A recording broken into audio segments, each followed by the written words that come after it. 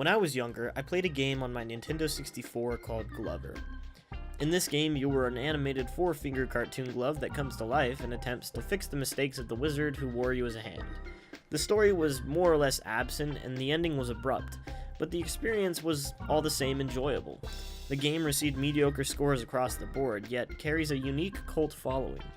I've always wondered why I found the game enjoyable, whether it was the goofy noises, the personified glove's horrific screams as he either died or lost his ball, the cool but scarce power-ups you could collect, bouncing a ball freely around stages, or the wonder and mystery of figuring out which type of ball to defeat a certain enemy or get past a certain obstacle. Of course, all these things made the game enjoyable, but I think the thing that could sum all of this up as one of the biggest reasons I, and many other people, enjoyed the game is because of its atmosphere. Now, originally I was going to talk about how Glover had a totally absent atmosphere, or no atmosphere at all. But when we come back to Glover later, I'll show you that that's kind of not exactly true, and hopefully along the way, we'll figure out what exactly atmosphere in a piece of media or environment, at least in the context of video games, is. Now, atmosphere in video games is underappreciated, and what I mean by that is that you'll never see or hear a game review talk too much about atmosphere anymore, at least not in mass. This is largely because the new popular term to throw out for a successful game is immersion, which usually includes atmosphere as a positive chunk of experience.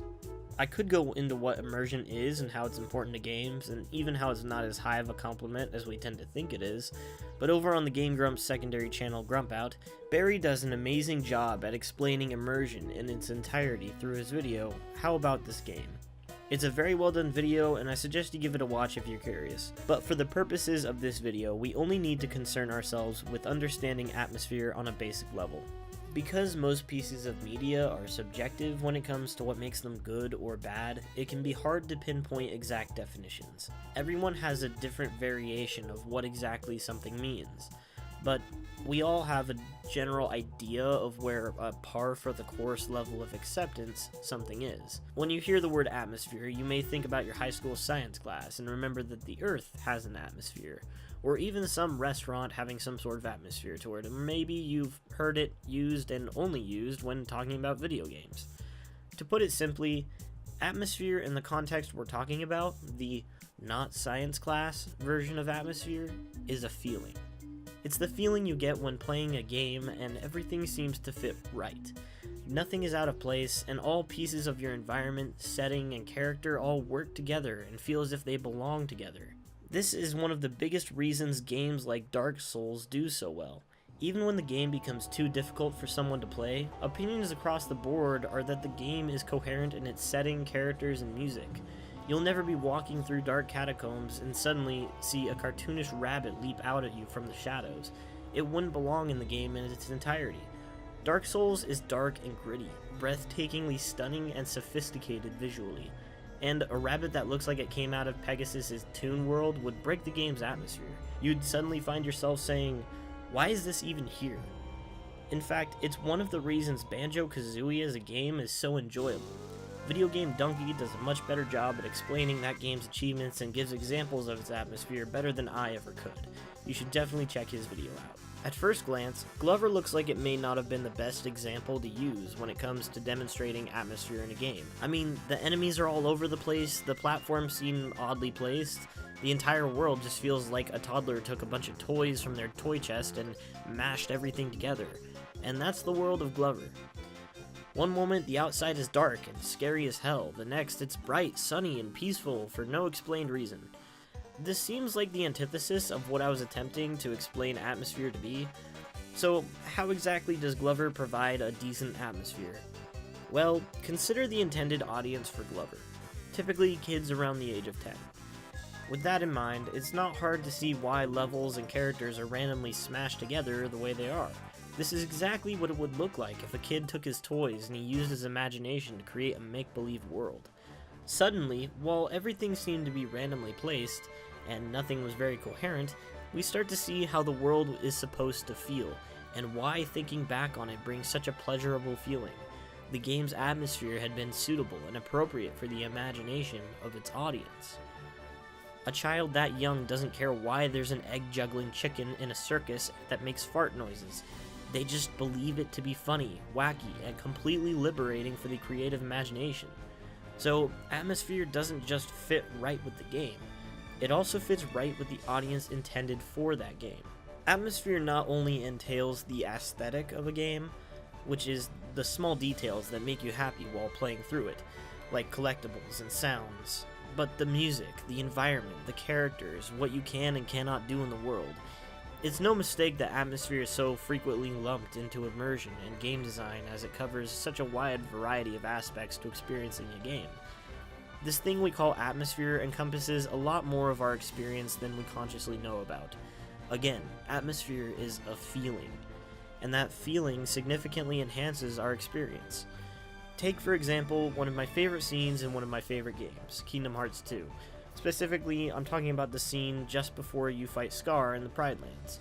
Now, if you haven't played the Kingdom Hearts games, or at least the first one, you might be a little confused as to why this scene is my favorite. In order to explain why this scene is a good example of the presence of Atmosphere, you need some background information. You see, the basic premise of Kingdom Hearts is that the basic Disney universes are thrown off kilter from their movie adaptations, storylines, by Disney villains and these things called the Heartless. Sora's job in the games is to interfere only if needed, and to stop the Heartless and put the storylines back in order.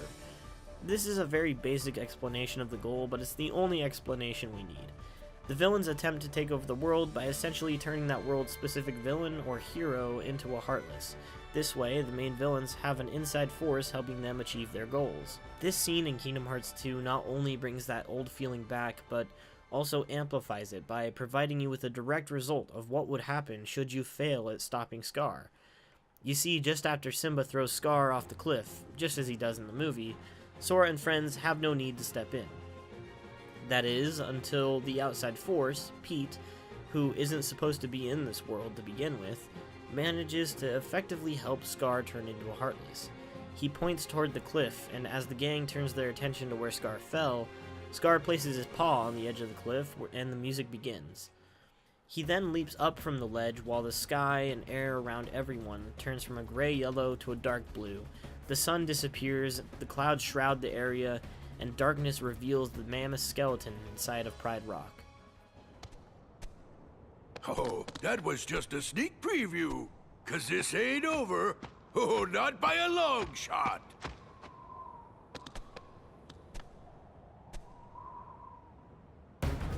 Anger and jealousy turned the king of Pride Rock into a Heartless.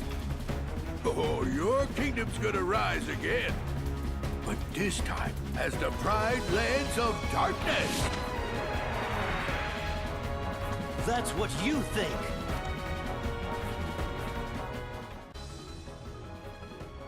Suddenly, the fight isn't so fair. With Scar's power boost from the darkness, Simba couldn't possibly take him down on his own as he did before, and as a product of that, Sora and friends have to step in. Everything about this scene summarizes what influence Atmosphere has in a video game. From the dialogue, to the music, to the color change, Scar's roar, Simba stepping forward to confront the buff Scar, Sora, Donald, and Goofy readying to attack. The scene gives me chills every time I watch it. But why?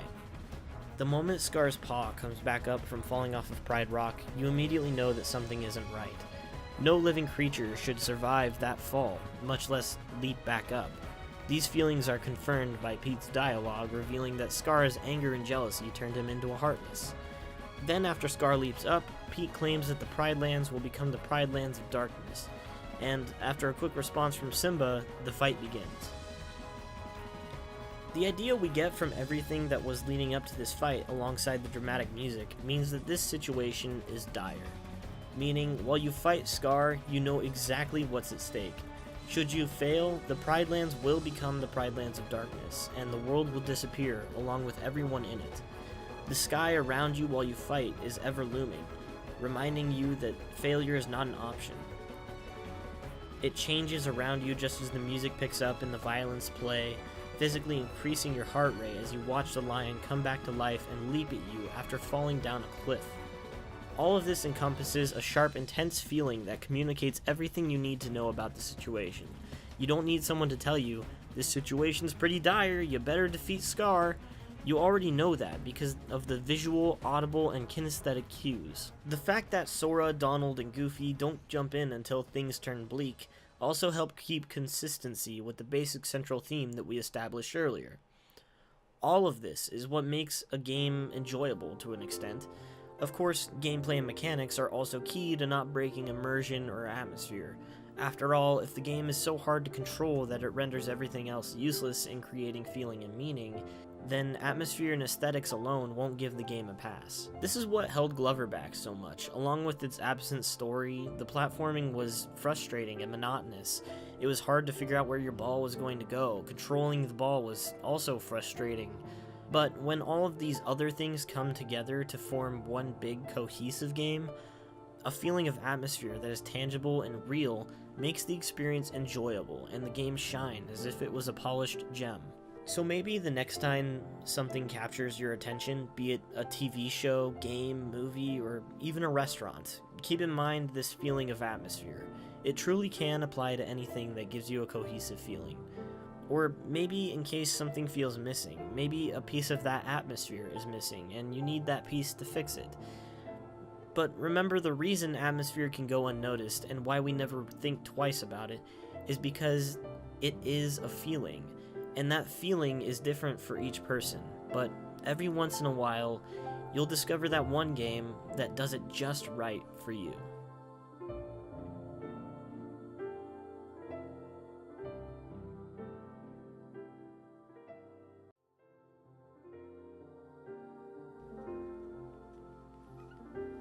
Hey guys, just a quick little end thing here, I guess. I don't really do these videos that often, and this is kind of like my first real long one that I've done. This is kind of a new thing for me, but anyway, I thought I'd try it. I hope you really enjoyed it, and I really wanted to thank you for sitting through the whole thing if you did, and thank you for watching it and giving the time. A little bit of credit where credit is due. I did use clips from Josh Jepson's playthrough of Glover, and I put it in the video, but I just wanted to make it clear that I used some of his clips, and also some of the clips from N64 Guide, I think, and a few other clips of games that I threw in there, but I don't think any credit's due because it's just the intros and the trailer. Oh, but that's right, I did also use clips from Game Grumps Berry and clips from Video Game Donkey. Really short little annotation things that I'll put in there hopefully, but yeah, those guys too, really huge help. Really do seriously go check out their stuff. I might throw their links in the description too if I'm not crazy lazy. It's like 2 or 3 a.m. right now, so I'm a little tired, but we'll see what happens. But anyway, yeah, so just thanks for watching again, and maybe I'll throw something up there that's one of my previous videos, but in the meantime, if you want to see anything else from me, I stream on Twitch every now and then, and now that it's summer, I'm starting to do that a lot more, so it took me a while to get this video out, but it's out now, and I'm glad that it is. So, yeah, if you want to go follow me on Twitch, it's twitch.tv/Danzo173, and I play games like Kingdom Hearts and a few others, and we have like a really fun time in chat, so come on and join us, and otherwise you can stick around and check out videos like this that I might make from time to time, and other really weird stuff or cringy stuff. Oh, speaking of cringe, my Sonic 06 playthrough, my buddy Geo, that's actually not a bad video, I don't think, maybe, possibly, I don't know. I thought it was kind of funny just because the game is really bad, but yeah, so again, thank you guys for watching, and really hope to do more stuff like this in the future, and please let me know what you guys think in the comments, and hopefully see you guys in the next one. Thanks a bunch.